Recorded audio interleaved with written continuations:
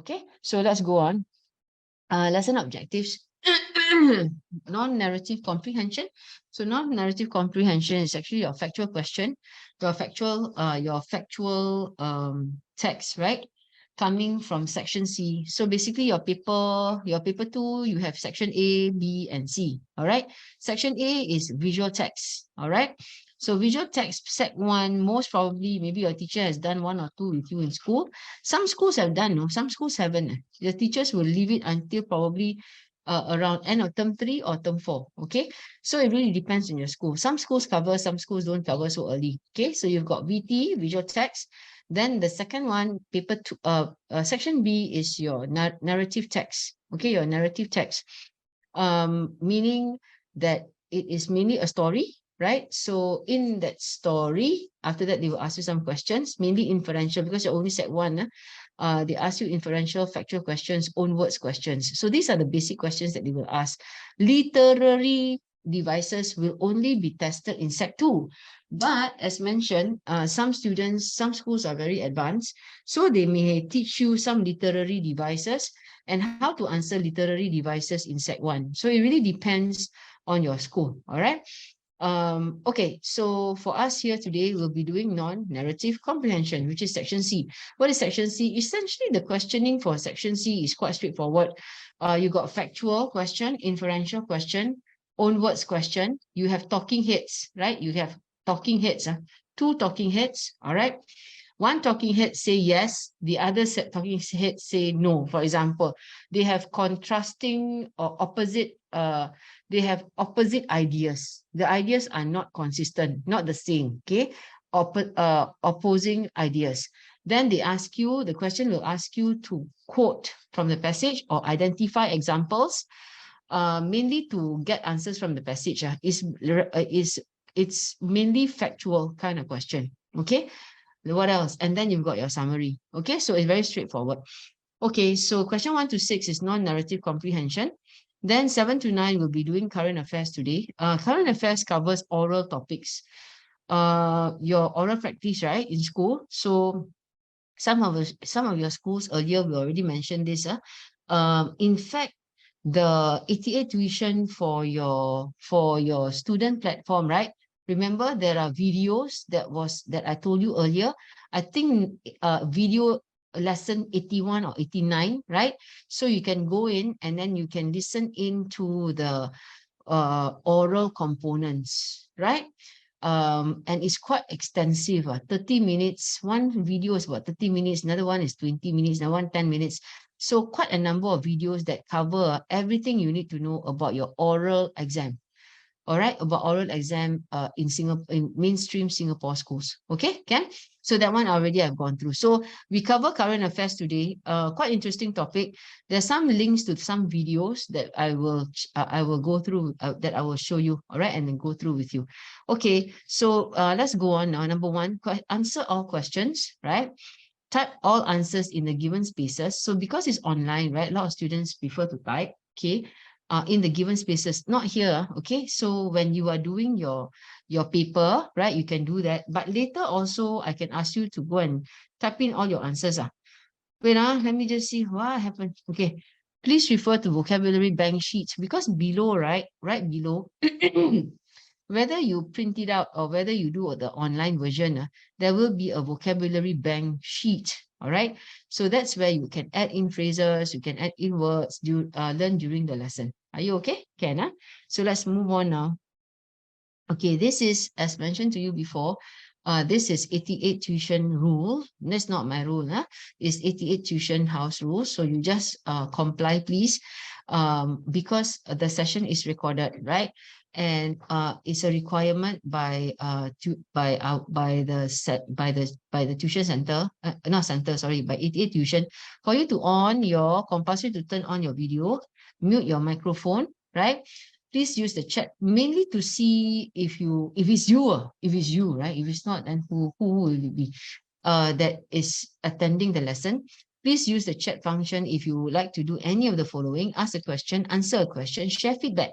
Okay. If there is anything urgent, please raise your hand and wait for teacher's permission to unmute yourself before speaking. Okay.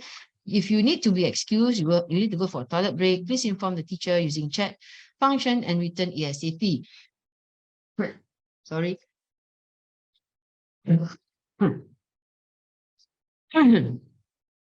Be mindful to be respectful to all students and teachers in class. Okay, Cam? So far you have the students who have been here for quite some time, right? You have been very good audience, right? Very respectful, you ask questions when needed, and then you actually give your feedback. Okay, Ken, let's move on. So you keep up the good behavior, okay? Non-narrative comprehension, part 1, then part 2 will be our current affairs later, okay? So summary. Now, it depends on school. Sec 1 may not have summary. It really depends. Okay, I admit this person. Hold on a while. I just admit and then I don't mind me. Just don't mind me for a while. Okay, just yeah, I just need your patience. Unlock. Wait, I will mark for unlock. Okay, can. I at present. Hello, unlock. Okay, so yeah, everybody's present here. Chloe, unlock, Feng Zixuan, Varun, and Yu Leong. All right, so the rest mainly drop-ins. Sometimes drop-ins don't come in. Perhaps they have other things, impending things they need to do. So it's okay, right? Okay, let's move on now. If come in, then I just mark attendance. Okay, don't mind. Okay, next, because I need to submit the attendance before end of lesson is best, okay, for all of us. Let's go. Summarizing is a natural skill. That I told you just now, right? Depending on school, some schools are Sec 1, they ask for summary. But then usually, right, the summary is very interesting. It's in boxes. So basically, you just need to write the 8 points you get from the passage. That's all, because summary is only 8 points. Like I said to you, it depends on school. Some schools don't test summary in Sec 1. They only test summary in Sec 2. So it really depends. So if let's say your school has taught you how to do summary, right, this is a good revision for you. If let's say school haven't taught you summary, well, this is a good opportunity for you to learn something new. Then when you are in school, right, the teacher teaches you, then you have a better understanding. Okay, Ken? Summarizing is a natural skill that we use all the time. You might share with someone your experiences, what happened in school, the plot of a film. Of course, a film when you watch is 2-3 hours, right? But you have to summarize it in like 10 minutes. If not, people don't want to listen to your story, right? So that requires summary skills. Okay. If let's say what happened in school, that incident and happened in school, right? Then you need to tell your teacher, you need to update your teacher, you need to write a report. All this requires summarizing. So summary is a very important skill. Okay, so that's why it's been taught from last time, many years ago until now. Okay, they didn't take out this particular component because it's very important. What happened in a game, for example? Summarizing is not something that you do only in English lessons. Agree totally. Humanities also you need. Okay, history, geography, all that. Yeah, you need to do your summary. Very important. Okay, even for science subjects. Okay, we move on. Okay, what is required in summarizing? So summary is about selecting what the listener wants or expects to hear.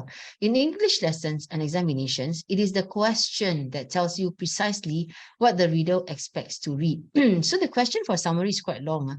It can be on a page, right? It can be a third of a page. Okay, the summary question is not a summary question. It's actually the steps to follow. They will ask you, look at the points. You need where you look at the points, from what line to what line, or from what paragraph to what paragraph. So the instructions to do the summary is a third, okay, about a third of the whole page. All right, so later I will show it to you, then we break it down so that you can understand over here. Then when your teacher teaches you summary in school, then you have a better idea. But like I said, if you have been taught in school, it's fine. Then you just do like a revision for your, okay? Okay, let's move on now. Okay, there are 4 easy steps, 4 steps, okay? There's 4 steps to follow through, all right? Follow 4 easy steps for making a good summary. Take each step separately, okay? Doing them together will most likely result in poor summary work. each part needs your focused attention. All right. So next, step 1, summary method. Find out exactly what you have to search for. Okay. Sorry.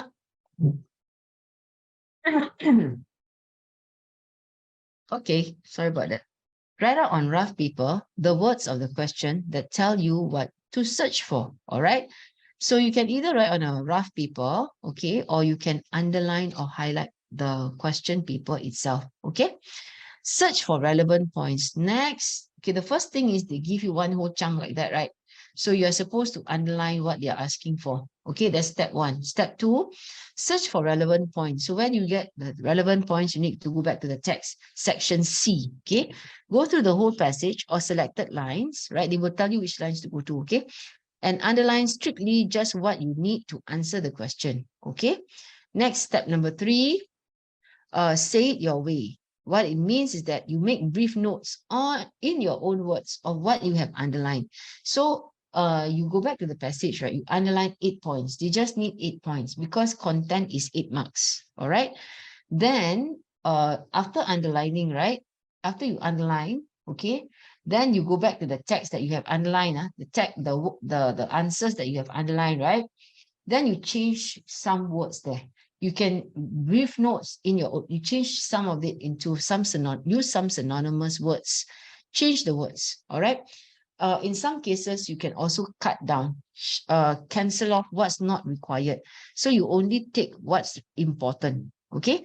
Write it up. Then step number 4 is when you start writing your notes, concentrating on writing good, accurate sentences.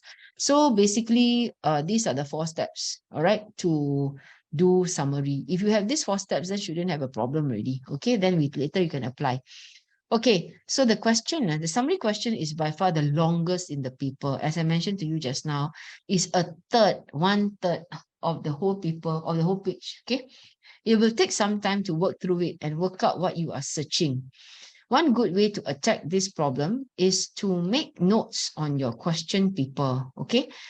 Essentially, right, summary by right, okay, by right, when you go to the higher level, okay, when you go to Sec 2, when you write proper summary, and then subsequently Sec 3 and 4, right? So the time to do summary, you cannot exceed 20 minutes. Okay, understand or not? From the reading to the finding to the changing to the writing of the summary is about 20 minutes only. You don't go beyond that, because going beyond that, right, you may not be able to answer the questions, because section C also got questions, right? You may not be able to finish answering the question. Okay, so maximum about 20 minutes to come up with a nice summary. All right, how to do that? Well, we do step by step. Okay, okay, let's move on. Okay, so here is an annotated question, right? So number 1, the motor rally participants face many difficulties in their drive across the Sahara Desert. So this is the question. Okay, the question don't have number 1 like this. Don't have number 1, number 1, number 4, number 6. They don't have numberings. What they do have is just the words only. So the question is this much. So on the exam paper, on test paper, right, the question is this much, a third, okay? So the first line, right, is to tell you what is the important area. So the first line is a lead in to help you focus on the important area, okay? So example, right, the passage is about motor rally, all right? It's about racing, car racing, for example, okay? So then they will give you a line, okay, to focus on. So the motor rally participants faced many difficulties in their drive across the Sahara Desert. Okay, then the next line, they leave a line, then the next line they ask you, using your own words as far as possible, right? This one is actually reminders, all right? It's a reminder. Summarize these difficulties and how the drivers overcame them. So this one is actually the question itself. Okay, summarize the difficulties and how the drivers overcame them. So there are 2 parts to this answer. There are 2 parts to the answer. One question is difficulties. So you must find in the passage, you must find all the difficulties, okay, of how the writers overcome how they overcome it. First is you find the difficulty. Second one is you find